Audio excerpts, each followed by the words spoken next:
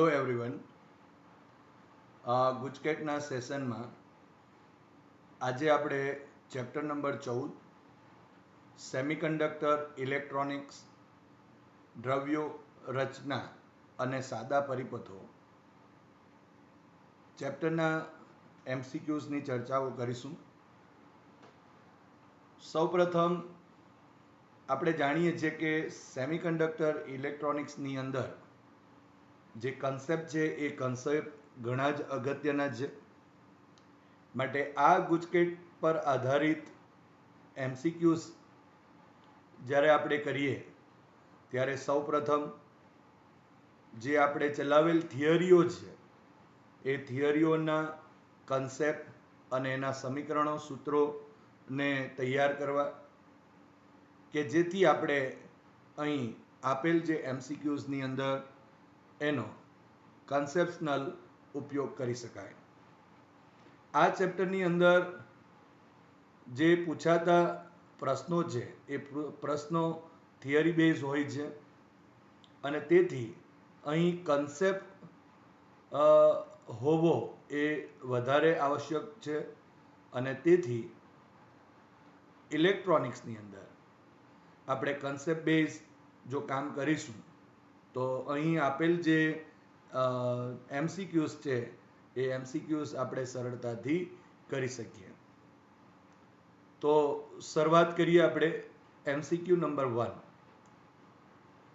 ઓરડાના તાપમાને અંતર્ગત અર્ધવાહકમાં રહેલા મુક્ત ઇલેક્ટ્રોન અને હોલની સંખ્યા ઘનતા અનુક્રમે Ne અને NH છે તો ખાલી જગ્યા।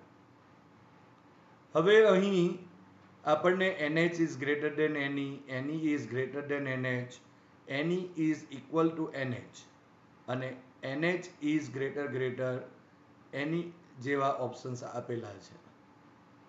પણ સૌપ્રથમ આપણે જો કન્સેપ્ટની વાતો કરીએ તો ઓરડાના તાપમાને આપણે જાણીએ છીએ અંતર્ગત એટલે કે શુદ્ધ અર્ધવાહકની વાતો કરીએ।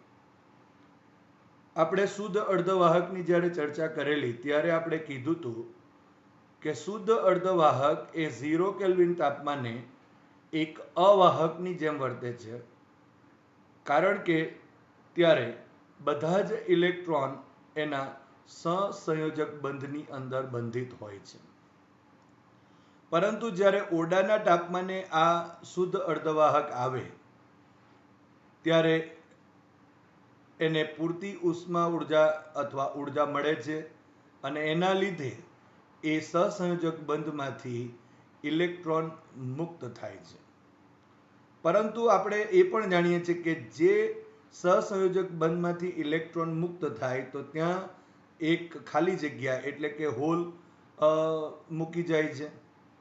એનો મતલબ એમ થયો કે જેટલા મુક્ત ઇલેક્ટ્રોન હશે એટલા જ હોલની સંખ્યા પણ હશે। માટે જો આપણે સંખ્યા ઘનતા એટલે કે એકમ કદ દીઠ ઇલેક્ટ્રોન, મુક્ત ઇલેક્ટ્રોન કે હોલની સંખ્યા જો લઈએ તો એ બંને સરખી જ હશે, એટલે કે Ne is equal two NH થશે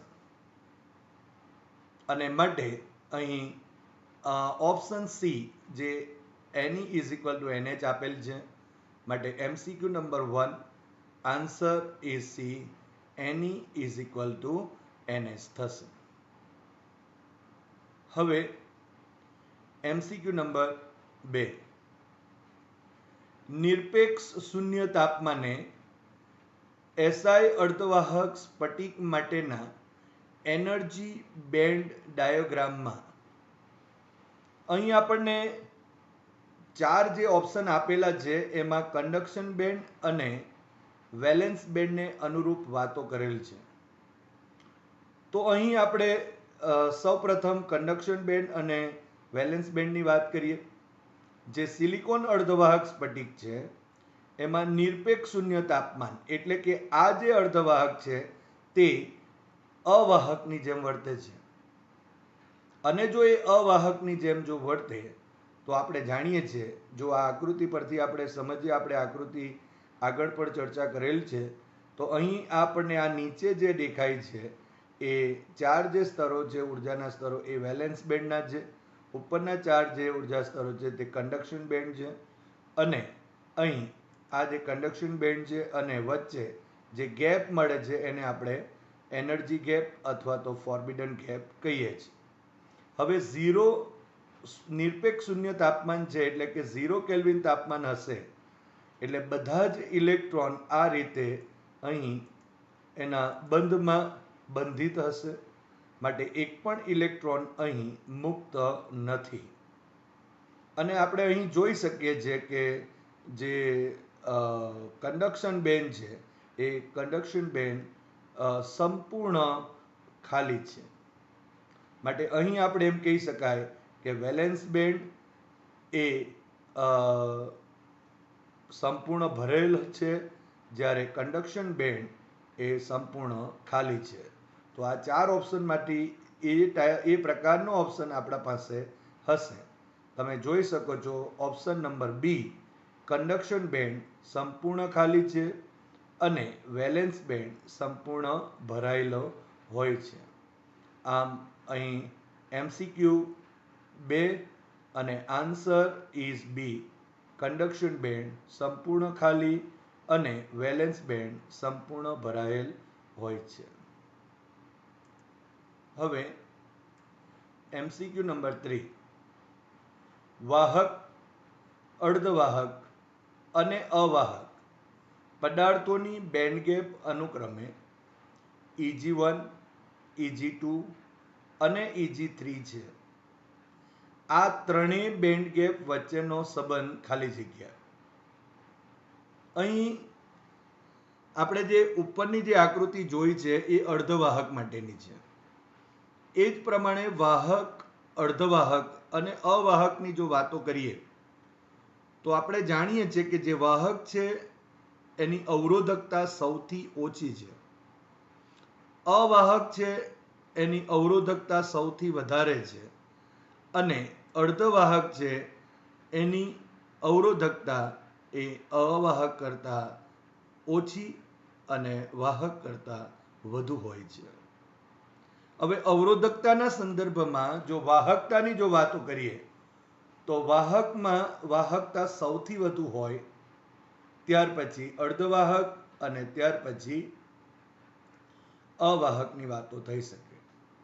આપણે વાહકના જ્યારે બેન્ડ ગેપ થિયરમ જોઈએ છીએ ત્યારે જાણીએ છીએ કે એના વેલેન્સ બેન્ડ અને કન્ડક્શન બેન્ડ એ એકબીજા ઉપર ઓવરલેપ થયેલા હોય, એટલે કે અહીં Eg1 ની જો વાત કરીએ તો એ સૌથી ગેપ ઓછામાં ઓછી હશે.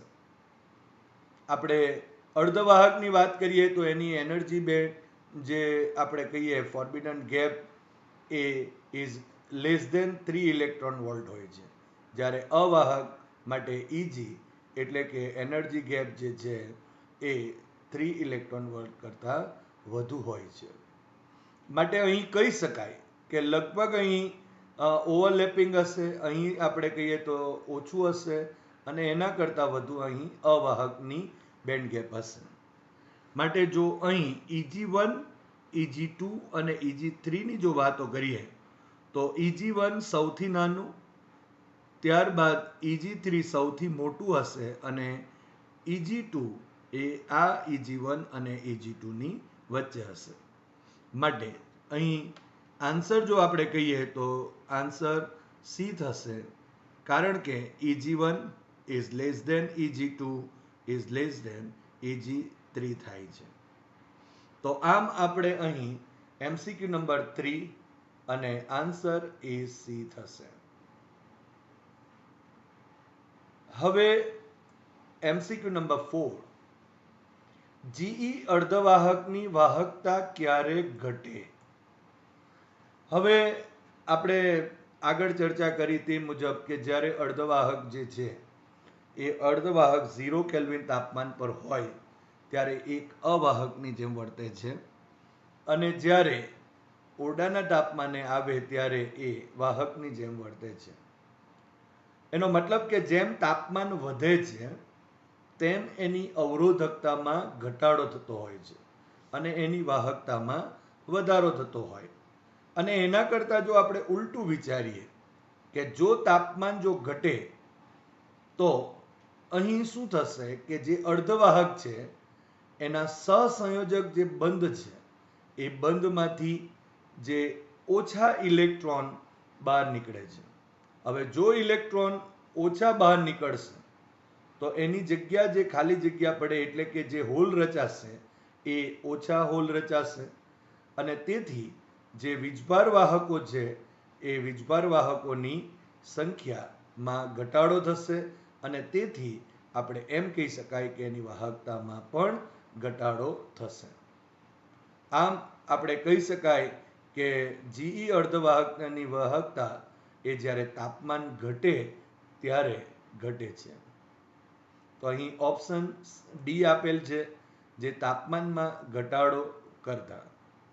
બીજા જે ઓપ્શન્સ આપેલા છે એની અંદર આપણે જાણીએ છીએ કે જો ડોનર હોય કે એક્સેપ્ટર હોય, અશુદ્ધિ જ્યારે ઉમેરવામાં આવે છે ત્યારે અશુદ્ધિ જે પરમાણુ ઉમેરતા એની વાહકતામાં વધારો થતો હોય છે અને તેથી અહીં આપણને જે બીજા ઓપ્શનો આપેલા છે એમાં આપણે વાહકતા વધતી હોય છે, જ્યારે તાપમાનના ઘટાડાની સાથે અહીં વાહકતામાં ઘટાડો થાય છે.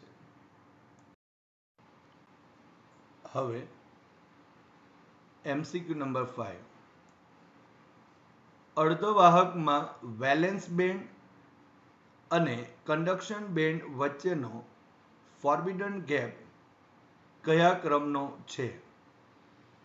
અહીં આપણને જે 4 ઓપ્શન આપેલા છે એમાં પહેલું 1 મિલિયન ઇલેક્ટ્રોન વોલ્ટ, બીજું 0.1 મિલિયન ઇલેક્ટ્રોન વોલ્ટ, ત્રીજું 1 ઇલેક્ટ્રોન વોલ્ટ અને ચોથું 5 ઇલેક્ટ્રોન વોલ્ટ આપેલ છે.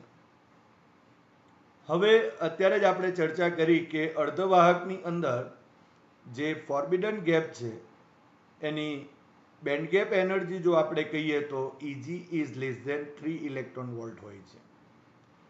એટલે કે જો આપણે અર્ધવાહકમાં વેલેન્સ બેન્ડ અને જો કંડક્શન બેન્ડ વચ્ચેનો જે ફોરબિડન ગેપ છે એ આ ચારમાંથી જો ઓપ્શન લેવો હોય એટલે કે આન્સર જો લેવો હોય એ 3 ઇલેક્ટ્રોન વોલ્ટ કરતાં ઓછો હોવો જોઈએ. અહીં તમે જોઈ શકો છો આ 5 ઇલેક્ટ્રોન વોલ્ટ છે, જે પણ વધુ છે, આ બધા જ મૂલ્યો જે છે એ 3 ઇલેક્ટ્રોન વોલ્ટ કરતાં વધુ છે. માટે ઓપ્શન સી અહીં આન્સર થશે. માટે MCQ number 5 answer is C, અહીં 1 ઇલેક્ટ્રોન વોલ્ટ થશે. હવે MCQ નંબર 6, શુદ્ધ અર્ધવાહકમાં મુક્ત ઇલેક્ટ્રોન અને હોલની સંખ્યા ઘનતાનો ગુણોત્તર નીચેનામાંથી કયો મળે? હવે અહીં શુદ્ધ અર્ધવાહક છે અને જો આપણે શુદ્ધ અર્ધવાહક કહીએ તો મુક્ત ઇલેક્ટ્રોનની સંખ્યા ઘનતા, ધારો કે એને આપણે એની કહીએ, અને જો હોલની સંખ્યા ઘનતા એને જો આપણે ધારો કે NH કહીએ તો જાણીએ છીએ કે શુદ્ધ અર્ધવાહકમાં Ne is equal two NH હોય છે. માટે જો અહીં Ne ડિવાઇડેડ બાય NH લખીએ તો ઇઝ ઇક્વલ ટુ 1 થશે. ઇઝ ઇક્વલ ટુ અહીં 1:1 થયું. આમ અહીં જો આપણે MCQ number 6 answer is A, 1:1 થશે. હવે MCQ 7, N પ્રકારનો જર્મેનિયમ અહીં ઇન્સ્ટ્રિન્ટિક એટલે કે શુદ્ધ જર્મેનિયમમાં ડોપ્ટ કરવાથી મળે છે. ખાલી જગ્યા જર્મેનિયમમાં ખાલી જગ્યા ડોપ્ટ કરવાથી મળે છે. અહીં જે શુદ્ધ જર્મેનિયમ છે એની અંદર આપણે N પ્રકારનો જર્મેનિયમ જો હોય તો એ શુદ્ધ જર્મેનિયમમાં ખાલી જગ્યા આપણે ડોપ્ટ કરીએ તો અહીં N પ્રકારનો જર્મેનિયમ મળે, એટલે કે અર્ધવાહક મળે. હવે આપણે જાણીએ છીએ કે જ્યારે શુદ્ધ અર્ધવાહક એટલે કે અહીં જર્મેનિયમ જે છે એમાં જ્યારે પેન્ટાવેલન્ટ અશુદ્ધિ ઉમેરવામાં આવે, એટલે કે જ્યારે પેન્ટાવેલન્ટ અશુદ્ધિ એટલે કે ફોસ્ફરસ છે, એન્ટીમની છે કે આર્સેનિક આપણે જ્યારે ઉમેરતા હોય, એટલે કે એનું ડોપિંગ કરવામાં આવે, તો ત્યારે એન પ્રકારના આપણને અર્ધવાહક એટલે કે અહીં એન પ્રકારનો જર્મેનિયમ મળે છે. અહીં આપણને ઓપ્શન એ આપેલ છે ફોસ્ફરસ, જે પેન્ટાવેલન્ટ અશુદ્ધિ છે, અને તેથી અહીં આપણે શુદ્ધ જર્મેનિયમમાં જો પેન્ટાવેલન્ટ અશુદ્ધિ ફોસ્ફરસ ઉમેરીએ તો અહીં એન પ્રકારનો જર્મેનિયમ મળે. આમ MCQ number 7, answer is A, phosphorus થશે. હવે MCQ નંબર 8, એન પ્રકારના અર્ધવાહકમાં હોલની સંખ્યા ઘનતા અને મુક્ત ઇલેક્ટ્રોનની સંખ્યા ઘનતાનો ગુણોત્તર કેટલો હોય?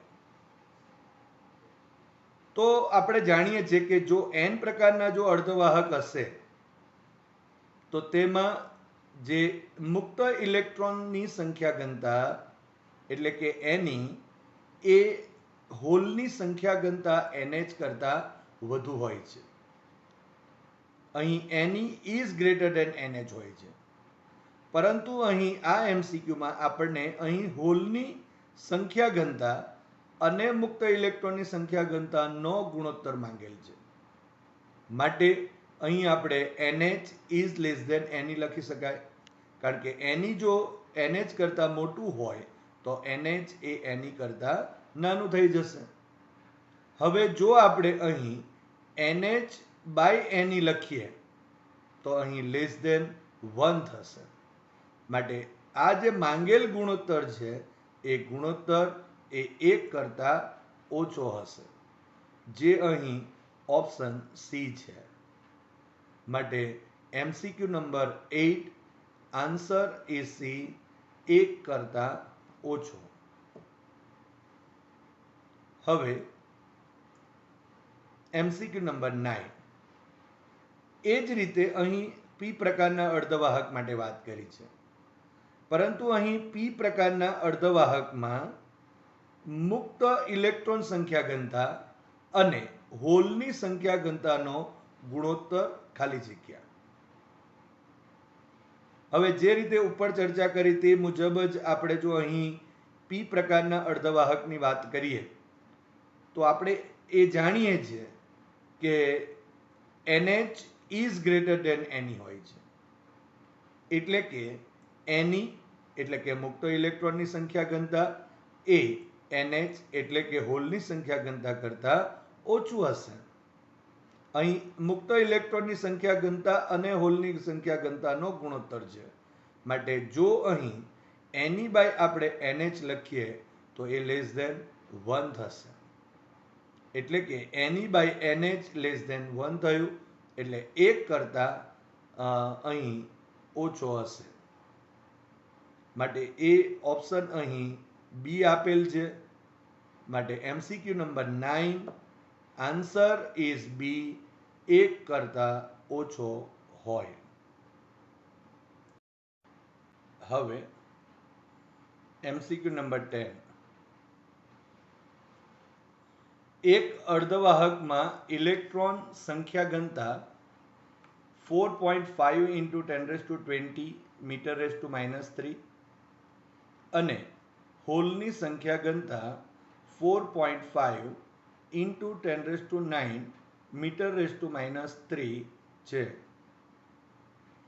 તો આ અર્ધવાહક ખાલી જગ્યાનો હશે. એટલે કે આ અર્ધવાહક જે છે એનો પ્રકાર શું હશે તેની ચર્ચા કરવાની છે. અહીં ઓપ્શનમાં પી પ્રકાર, એન પ્રકાર, અંતર્ગત અને પી અને એન બંને પ્રકાર એમ આપેલ છે. હવે જે સંખ્યા ઘનતા આપેલ છે એના ઉપરથી આપણે નક્કી કરવાનું છે. અહીં સૌપ્રથમ ઇલેક્ટ્રોનની સંખ્યા ઘનતા એટલે કે NE આપેલ છે, જે 4.5 ઇન્ટુ 10⁻22 મીટર⁻³ છે પર મીટર ક્યુબ, અને હોલની સંખ્યા ઘનતા 4.5 ઇન્ટુ 10⁹ મીટર⁻³ છે. તો અહીં જોઈ શકાય છે કે NE is greater than NH છે, એટલે કે NE ની કિંમત NH કરતાં વધુ છે, અને એ ત્યારે જ પોસિબલ બને કે જ્યારે અહીં N પ્રકારનો અર્ધવાહક હોય. એટલે કે જ્યારે અર્ધવાહકની અંદર આપણે અશુદ્ધિ ઉમેરવામાં આવે તો ઇલેક્ટ્રોનની સંખ્યા એ વધુ હોય અને હોલની સંખ્યા ઓછી થતી હોય ત્યારે N પ્રકારનો અર્ધવાહક બને છે. અને જો હોલની સંખ્યામાં વધારો હોય અને ઇલેક્ટ્રોનની સંખ્યા ઓછી હોય તો ત્યારે P પ્રકારનો અર્ધવાહક બનતો હોય છે. તો અહીં NE is greater than NH હોવાથી અહીં આપણે આન્સર બી થશે, ઓપ્શન બી આપેલ છે. માટે MCQ number 10 answer is B, N પ્રકારનો અર્ધવાહક હશે. હવે MCQ 11, PN જંકશનને સમાંતર 0.50 વોલ્ટનું પોટેન્શિયલ બેરિયર અસ્તિત્વ ધરાવે છે. જો ડેપ્લેશન સ્તરની પહોળાઈ જો 5 ઇન્ટુ 10⁻⁷ મીટર હોય તો આ વિસ્તારમાં વિદ્યુત ક્ષેત્રની તીવ્રતા ખાલી જગ્યા છે. આપણે PN જંકશન જે છે એ PN જંકશનમાં આપણે જાણીએ છીએ કે એનું એક પોટેન્શિયલ બેરિયર હોય છે જે અહીં 0.5 વોલ્ટ આપેલ છે, અને જે ડેપ્લેશન સ્તરની પહોળાઈ એ અહીં 5 ઇન્ટુ 10⁻⁷ મીટર આપેલ છે. તો વિદ્યુત ક્ષેત્ર ત્યાંની તીવ્રતા કેટલી હશે? હવે સૂત્ર આપણને ખબર છે, વિદ્યુત ક્ષેત્રની તીવ્રતા E is equal to V divided by D, જ્યાં V એ પોટેન્શિયલ બેરિયર અને D એટલે ડેપ્લેશન સ્તરની પહોળાઈ છે. તો કિંમત ઉમેરી દઈએ તો is equal to 0.5 divided by 5 into 10⁻⁷. હવે આ 0.5 ને આપણે આ રીતે લખીએ તો અહીં ઇઝ ઇક્વલ ટુ 5 ઇન્ટુ 10⁻⁻1. 5 અને 5 કેન્સલ આઉટ થશે. હવે જો આ 10⁻⁷ જો અંશમાં જાય તો 10⁻⁻1 ઇન્ટુ 10⁻⁷, સો બાકી રહેશે 10⁻⁶. માટે અહીં વિદ્યુત ક્ષેત્રની જે તીવ્રતા E બરાબર 10⁶ વોલ્ટ પર મીટર થશે. હવે MCQ નંબર 12, નીચેની આકૃતિમાં દર્શાવેલ ગોઠવણમાં ડાયોડમાંથી વહેતો પ્રવાહ ખાલી જગ્યા છે. હવે આ જે એક ડાયોડની આકૃતિ જે પરિપથ આપેલ છે એ જે ડાયોડનો પરિપથ છે એમાં પ્રવાહ વહેશે કે નહીં એનો આધાર એ ડાયોડની સ્થિતિમાં છે. આપણે PN જંકશન માટે બે સ્થિતિઓ ભણ્યા છે. એમાં એક સ્થિતિ છે ફોરવર્ડ બાયસની સ્થિતિ અને બીજી રિવર્સ બાયસની સ્થિતિ છે. આપણે જાણીએ છીએ કે જ્યારે ફોરવર્ડ બાયસ સ્થિતિમાં જ્યારે PN જંકશન ડાયોડ હોય ત્યારે એ ડાયોડમાંથી વિદ્યુત પ્રવાહનું વહન થાય છે, પરંતુ જ્યારે આપણે રિવર્સ બાયસ સ્થિતિમાં ડાયોડ હશે ત્યારે વિદ્યુત પ્રવાહનું વહન થતું નથી. તો આ કન્સેપ્ટને ધ્યાનમાં રાખીને અહીં આપણે આ દાખલાઓ ગણીએ. સૌપ્રથમ એક વાત બીજી નોંધી દઈએ કે અહીં જ્યારે વિદ્યુત પ્રવાહ પસાર થતો હશે ત્યારે ફોરવર્ડ સ્થિતિ માટે એના બે છેડા વચ્ચેનો જે પોટેન્શિયલ ડિફરન્સ એટલે કે વિદ્યુત સ્થિતિમાનનો તફાવત વધારે અગત્યનો રહેશે. દાખલા તરીકે આપણે MCQ નંબર 12માં જો જોઈએ તો આ જે આકૃતિ આપેલ છે તેમાં અહીં 1 વોલ્ટ આપેલ છે અને બીજા છેડા ઉપર અહીં +2 વોલ્ટ આપેલ છે. એટલે કે અહીં જો આપણે વિચારીએ તો મોટું પોટેન્શિયલ અહીં આપેલ છે અને નાનું પોટેન્શિયલ અહીં આપેલ છે. જો વિદ્યુત સ્થિતિમાન આપણે વધારેથી ઓછા તરફ વિદ્યુત પ્રવાહનું વહન કરશે, માટે જે વિદ્યુત પ્રવાહ અહીં વહેશે એની દિશા જો આપણે દર્શાવી હોય તો આ રીતે હશે. એટલે કે 2 વોલ્ટથી 1 વોલ્ટની દિશામાં જે પ્રવાહ હશે આ રીતે. પરંતુ આપણે જાણીએ છીએ કે પ્રવાહ હંમેશા ફોરવર્ડ બાયસ સ્થિતિમાં વહેતો હોય. એટલે કે જ્યારે પ્રવાહની દિશા એ P થી N તરફની દિશામાં હોય તો, એટલે કે જ્યારે પ્રવાહ આ દિશામાં હોય ત્યારે એ ફોરવર્ડ બાયસ સ્થિતિમાં હોય અને ત્યારે જ અહીં વિદ્યુત પ્રવાહનું વહન થાય છે. પરંતુ અહીં પ્રવાહની દિશા આપણને ઉલટી મળે છે. એટલે કે આ જે ડાયોડ છે એ ડાયોડ અત્યારે રિવર્સ બાયસ સ્થિતિમાં આવશે. અને જો એ રિવર્સ બાયસની સ્થિતિમાં હોય તો એ સ્થિતિમાં વિદ્યુત પ્રવાહનું વહન થઈ શકે નહીં. કારણ કે પોટેન્શિયલ અહીં વધુ છે, અહીં ઓછો છે, માટે પ્રવાહની દિશા આ તરફની રહેશે.